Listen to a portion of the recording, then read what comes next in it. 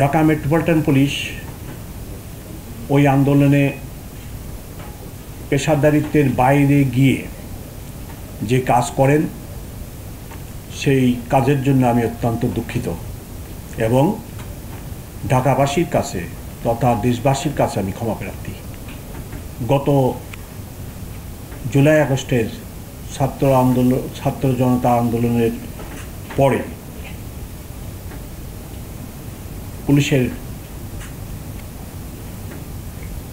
বিশেষ করে ঢাকা মেট্রোপলিটন পুলিশের ভঙ্গুর অবস্থায় আমার পিডিসি স্যার কাজ করেন এবং জুলাই আগস্টে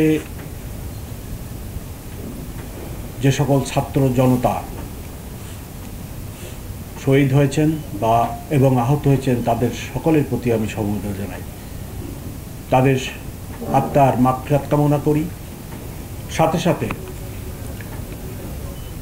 ঢাকাবাসী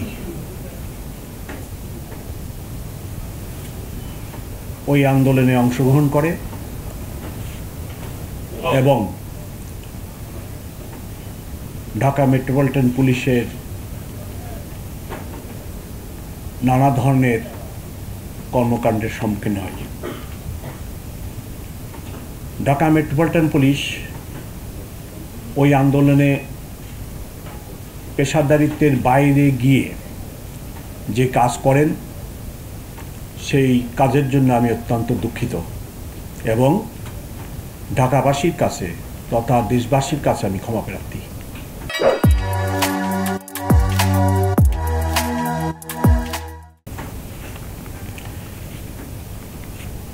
এই আন্দোলনের ফলশ্রুতিতে বর্তমানে ঢাকা মেট্রোপলিটন পুলিশ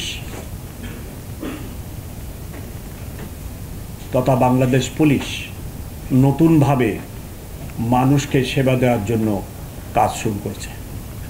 ইতিমধ্যে ঢাকা মেট্রোপলিটন পুলিশের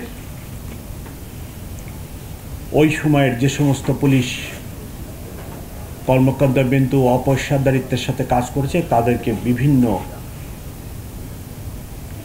জায়গায় বদলি করা হয় এবং অনেকের বিরুদ্ধে দেশের প্রচলিত আইনে ব্যবস্থাও নেওয়া হয়েছে, আপনারা সেটা জানেন।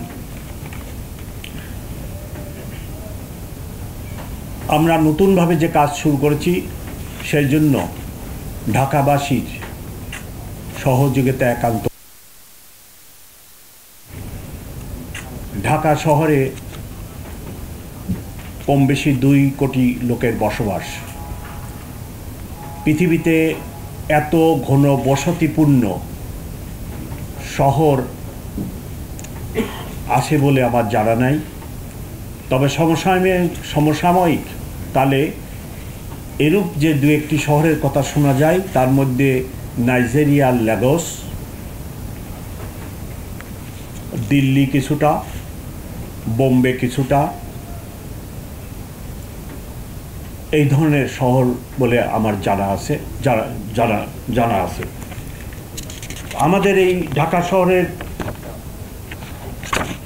নানাবিধ সমস্যা, সীমিত সংখ্যক রিসোর্স, পুলিশ কর্মকর্তা নিয়ে 2 কোটি লোকের নিরাপত্তা বিধান করতে হয়। যে পবিত্র দায়িত্ব আমার উপর এবং আমার সহকর্মীদের উপর অর্পিত সেটা হলো ঢাকাবাসীকে নিরাপদ রাখা। পরিবর্তিত পরিস্থিতিতে আপনারা অবশ্যই সকলে পর্যবেক্ষণ করেছেন যে 5ই আগস্টের পরে যখন পুলিশ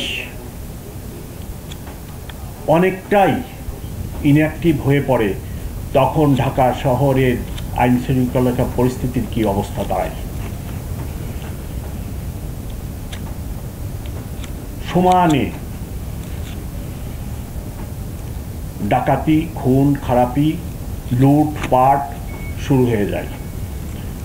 আমি নিজে লক্ষ্য করেছি যে রাত্রে বিভিন্ন মহল্লায়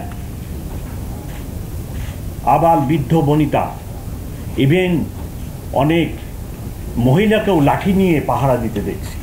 80 বছরের বৃদ্ধকেও আমি লাঠি নিয়ে পাহারা দিতে দেখছি। কারণ ঢাকা মেট্রোপলিটন পুলিশ সম্পূর্ণভাবে একটা কমার মধ্যে পড়ে যায়। আমার পূর্ববর্তী যিনি কমিশনার ছিলেন এবং বাংলাদেশ পুলিশের যিনি ইন্সপেক্টর জেনারেল ছিলেন এবং আমার সহকর্মীদের অক্লান্ত পরিশ্রমে আমরা ওই অবস্থা থেকে উত্তরণ ঘটাতে সক্ষম হয়েছি।